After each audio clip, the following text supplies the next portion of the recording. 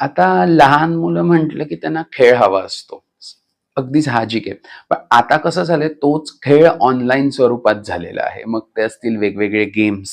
मग आता काही-काही गेम्स महागडे असतात. तर मग मुलं काय करतात एकमेकांशी बोलून आपण ज्याला म्हणतो पीअर प्रेशरच्या नादात, "अरे मी ह्या गेमला आहे, मी ह्या टीममध्ये आहे, तू पण जॉइन हो." करून मग ते आई-बाबांना सांगतात.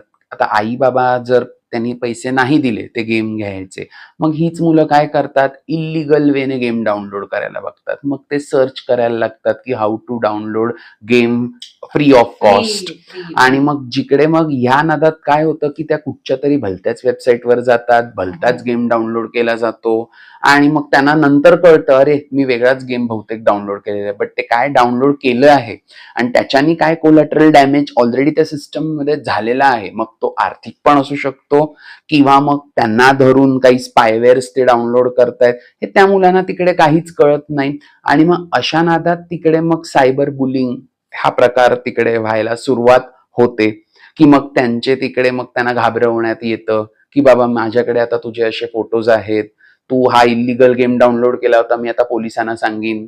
अच्छा. मग त्या भीतीने कसं की त्यांनी आधीच आई बाबांपासून लपवलेलं असतं, तर सो ते त्या दलदलीत अजून आत अडकत जातात की बाबा पोलिसांना सांगू नको, मग तू काय काय कर अमुक तमुक. मग तिकडे सायबर बुलिंगची तिकडे ग्रोथ होते. मग इथे पैसे वगैरे पण मागितले पैसे जातात. पैसेपेक्षा कसं आहे की ते आई-बाबांना पैसे द्यायला भाग लाव करतात बर. किंवा मग त्यांच्याकडनं मग त्यांना काहीतरी अमुक-तमुक कार्य करायला लावणार, जे इल्लीगल असणार इन नेचर. म्हणजे कसं की ते जे कोण हॅकर्स असतात, त्यांची आयडेंटिटीच्या ऐवजी ते एका दुसऱ्याच्या प्रॉक्सी आयडेंटिटीचा वापर करून त्यांच्याकडनं इल्लीगल कामं करून घेणार.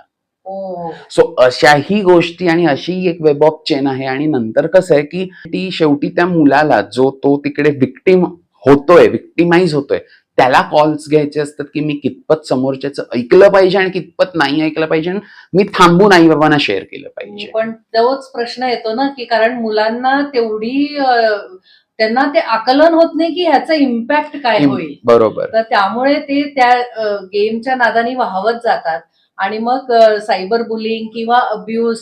बरोबर. कारण बरेच गेम्स मध्ये आपण असं बघितलेलं आहे की मग अब्युसिव्ह लँग्वेज यूज केली जाते. अगदी मग बरोबर. सेक्शुअली हॅरॅसमेंट पण होतं. ऑनलाईन सेक्स्टिंग वगैरे अशा प्रकारच्या गोष्टी पण बरोबर. चालतात. इनफॅक्ट काही